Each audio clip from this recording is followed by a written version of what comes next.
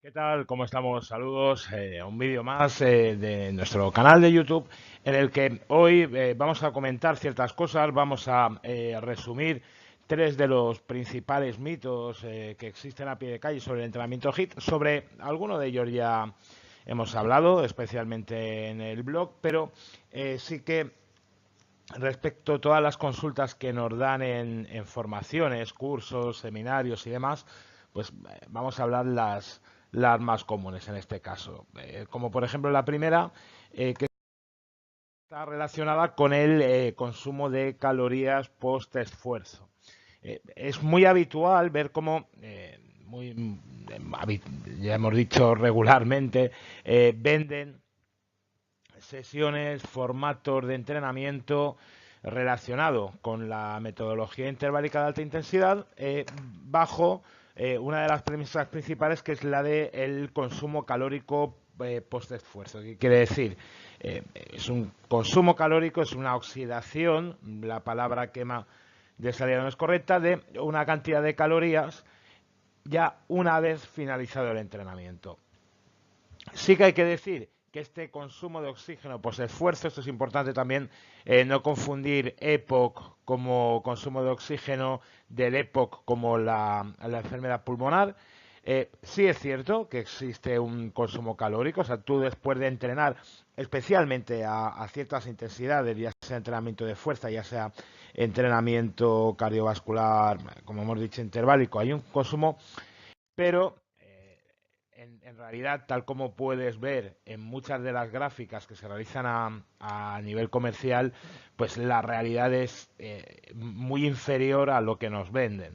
En realidad, si tuviésemos que cifrar en calorías el consumo o el EPOC realizado después de una sesión de entrenamiento interválico, este suele ser, dependiendo pues de lo que hagas, por ejemplo, el tren inferior, el trabajo con piernas genera más consumo de oxígeno, pues sería aproximadamente, puede ir de un 10 a un 15, máximo un 20% de las calorías que ha realizado durante el entrenamiento. Es una propina, es un extra, pero tampoco creemos que sea un valor muy significativo. Si tú en una sesión de media hora de HIIT, tal vez ahí viene otra de las decepciones, otro de los mitos, vas a consumir pues unas 300, depende de la persona, 350 o incluso menos calorías, pues este consumo de oxígeno post esfuerzo probablemente no ronde más de 50 calorías extra.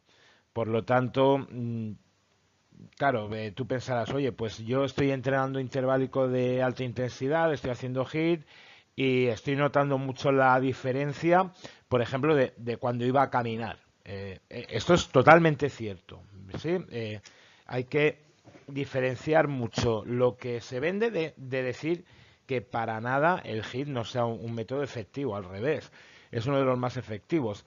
Pero las adaptaciones que te va a generar el HIIT no son tanto este consumo de calorías que tienes por el entrenamiento en sí.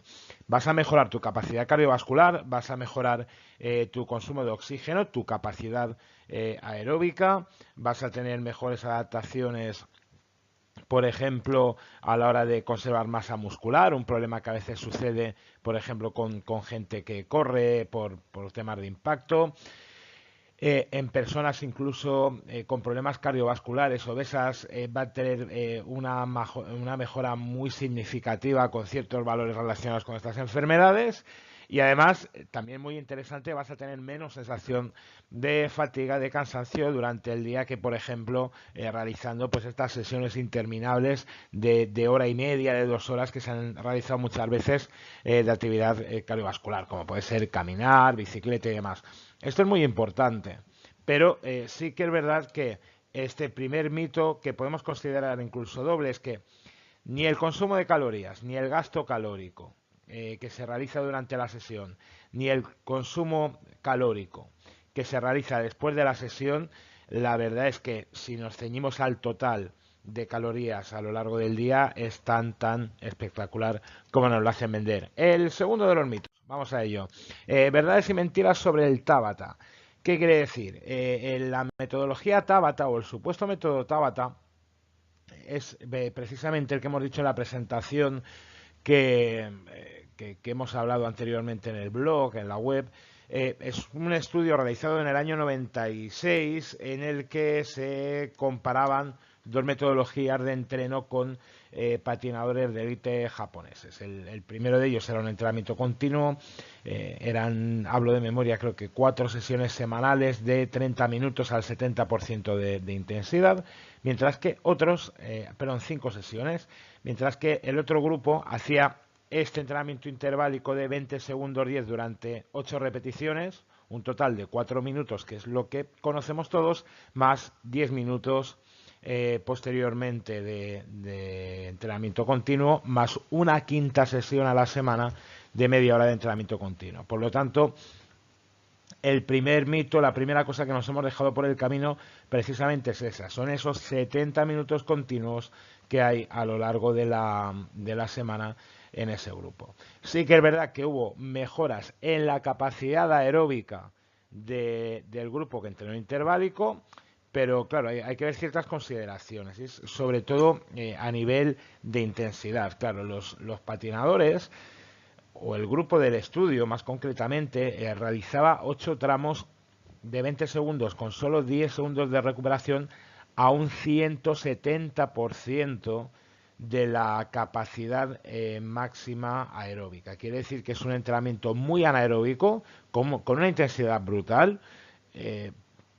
Lo puedes probar, por ejemplo, si tienes algún tipo de bicicleta que mida vatios, en algunos gimnasios, bicicletas de ciclo indoor o elípticas, mirar más o menos la potencia con la que consigues mantenerte a máxima intensidad, pero en aeróbico, o sea, que puedas, digamos, mantener el ritmo sin acumulación de lactato, sin intoxicación, aunque no es una palabra real tampoco del músculo, y esa intensidad, esos vatios, los tienes que multiplicar por 1,7 y realizar 8 repeticiones de 20 segundos a esa intensidad con solo 10 segundos de descanso. Nosotros normalmente en las formaciones lo hacemos y lo probamos, si alguien lo quiere intentar que lo haga, pero muy difícilmente podrá conseguirlo. Seguramente o en 2-3 repeticiones caerá o se quedará como mucho en un 130 o un 140 de la potencia aeróbica máxima. Y hablamos de gente que puede estar en forma. Por lo tanto, claro, pasa una cosa muy similar a lo que hemos hecho antes. Esto de entrenar haciendo 8 series de 20 segundos con 10 de descanso, por ejemplo, en una bicicleta o una elíptica, o todavía más exagerado, pues con ejercicios de calistenia, como puede ser una plancha, pues nos va a poner en forma. Pues claro, obviamente, si antes no estábamos entrenando y ahora realizamos una cantidad de series, una cantidad de repeticiones de ciertos ejercicios y los hacemos con intensidad y con fuerza, pues claro que vamos a tener adaptaciones positivas, pero no responde al protocolo real de Tabata, y mucho menos cuando lo realizamos, por ejemplo, con ejercicios de fuerza o con ejercicios en autocarga. Claro, a partir de ahí también explicaremos en otro vídeo próximamente los tipos de formatos que podemos encontrar incluso dentro de un entrenamiento HIIT. O sea, lo que te estamos diciendo es que dentro de lo que es un HIIT, si tú cambias algunas de estas variables, vas a poder obtener resultados diferentes en determinados aspectos. Seguramente en personas de a pie tampoco hará falta complicarse tanto. Repetimos, lo importante es seguridad en primer lugar, segundo entrenamiento con cierta intensidad y luego ya a partir de ahí matizaríamos, pero sí que podemos ver esto que sucede. Por lo tanto, seguramente tengas formas mejores de entrenamiento que realizar 8 series de 20 segundos 10, sobre todo por un tema de recuperación. Es uno de los errores más habituales que vemos en el entrenamiento de alta intensidad. Yo siempre comento que debéis comparar el entrenamiento HIIT más con el entrenamiento de fuerza que con el entrenamiento cardiovascular, en cuanto a programación, descansos, periodización, etcétera. ¿Qué quiere decir? Primero porque entre repeticiones, si los haces a muy alta intensidad, vas a necesitar periodos de recuperación mayor. Decíamos antes 20 segundos 10, 20 segundos 10, 20 segundos 10, así hasta 8 veces. Claro, si quieres realmente alcanzar intensidades muy elevadas, con una densidad 2-1, Esto, si no lo sabes, es una densidad muy elevada para entrenamiento HIIT, solo para personas con una resistencia anaeróbica brutal. Claro, directamente vas a tener que recular, no podrás hacer estas repeticiones a la intensidad deseada. Eso por un lado. Y luego, respecto a la duración del descanso entre sesiones, no entre repeticiones, entre sesiones. Luego ya de la planificación y demás, repeticiones, macropausas y demás, comentaremos también en breve. Claro, el objetivo del HIIT no es entrenar mucho, es entrenar bien, es conseguir picos de muy alta intensidad. Tal vez no la máxima, veréis, formato all out, sería como hacer una serie al fallo pero en cardiovascular. Veremos que el objetivo es conseguir picos de intensidad elevados.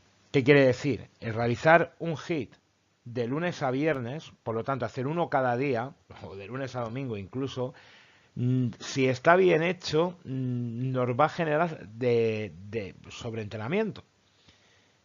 ¿Qué quiere decir? Pues igual ahora volvemos a lo mismo que hablábamos con el Tabata. Oye, pues yo hago 4 Tabatas cada día. Pues en realidad no es un Tabata. Pues aquí pasaría un poco lo mismo. Oye, pues yo hago un HIIT cada día. Hombre, será interválico y tendrá cierta intensidad, pero si tú lo estás pudiendo realizar cada día con la misma intensidad, es que igual no has llegado a ese estímulo de entrenamiento que busca como base el HIIT. Por lo tanto, te tienes que fijar y tienes que estar muy atento a nivel cualitativo y que seguramente las recomendaciones a nivel científico, como veis en este caso no hemos puesto referencias, si podéis encontrar en la web, básicamente estarán entre las 2-3 sesiones semanales. Estamos hablando sobre todo en personas de a pie. Por lo tanto, simplemente tener en cuenta todos estos aspectos que hemos comentado, tanto a nivel de planificación, también hablaremos en breve de otros objetivos, a nivel de buscar ciertos formatos más adecuados, a la hora, por supuesto, de generar o de crear ciertas expectativas con el entrenamiento, esto ya lo hemos remarcado al principio, y luego, por supuesto, en ajustar ya no solo los entrenamientos, sino los descansos para poder mantener este nivel. Desde aquí, ya no alargar más el vídeo, simplemente invitaros a suscribiros a este canal de YouTube, a seguirnos por Facebook o incluso, bueno, pues buscar por Facebook Santillana Formación y Entrenamiento Personal y en la página web santillana.com. Muchas gracias, un saludo.